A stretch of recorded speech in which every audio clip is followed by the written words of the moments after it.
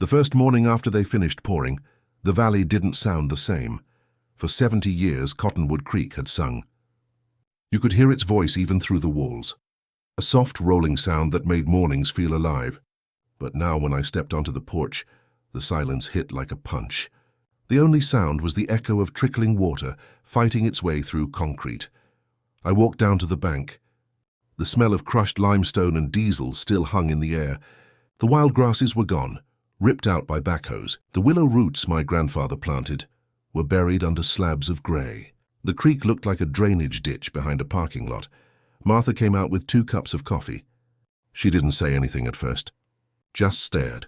Then, in a quiet voice that broke halfway through, she whispered, "They killed it, Dale." She was right, all the fish were gone.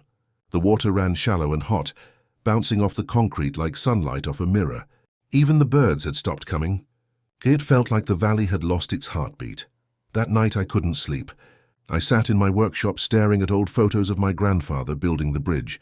Sleeves rolled up, cigarette in his mouth, sweat dripping onto stone. He'd fought through war to build something lasting, and now a real estate agent with a Tesla had erased it in a weekend. But grief has a funny way of sharpening your focus. Somewhere between midnight and dawn, the sadness started to burn off, replaced by something colder. Rage is useless unless you know how to aim it. I opened my old Army Corps manuals and pulled out my grandfather's survey maps. I started marking notes, tracing water flow paths, soil layers, absorption rates. By sunrise, I had a plan. If Brenda wanted a war, she was going to get one. Just not the kind she expected. I wasn't going to yell at board meetings or throw rocks at cement trucks.